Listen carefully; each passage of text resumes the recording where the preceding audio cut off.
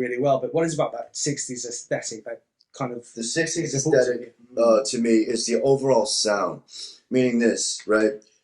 When you listen to a Phil Spector record that Larry Levine engineered Gold Star, where he's got 12 channels on his console, but he's got like 14 dudes, you know, in a circle, which means 14 instruments, right? He's got to balance those 12 microphones, right, onto a 4-track machine while there's a singer in the middle singing, right? If they had to do that, if they cut the vocal live, you know, or save a couple of tracks afterwards. They've got to make decisions right there. There's no, let me fix this later. There's no going back. There's no, like, I can't hear the guitar. It's like, oh, what is important to the song? Okay, who's the star of the song? Is it the piano? Instrumentally. Instrumental. Is it the piano? Is it the saxophone? Is it the rhythm guitar? Is it the bass player? Obviously, the singer will be the star of the song, just like a movie. The producer's the director. The singer is the star, or the artist is the star. The songs are the scenes of that movie, right? And the producer or the engineer is the cameraman, right? That's how I look at it.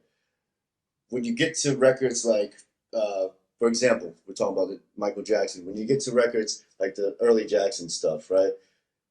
They didn't use amps, so everything went to a direct box straight into the console.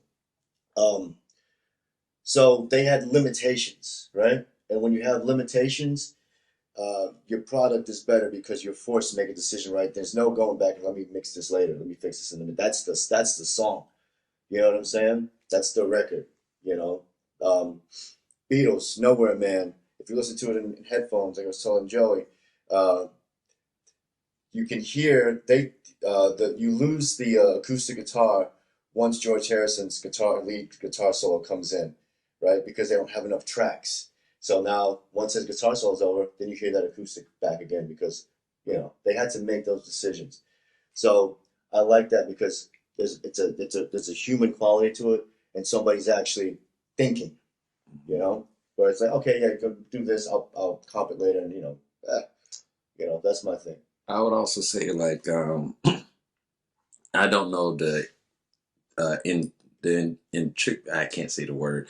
I don't know all the stuff that goes along with all that. I'm not as knowledgeable as Randy is about all that, but I know like for those productions in the past, that's also how you get those happy accidents on track, like on "Give Me Shelter," and you hear the woman's voice crack. Yeah, exactly. You know, but that's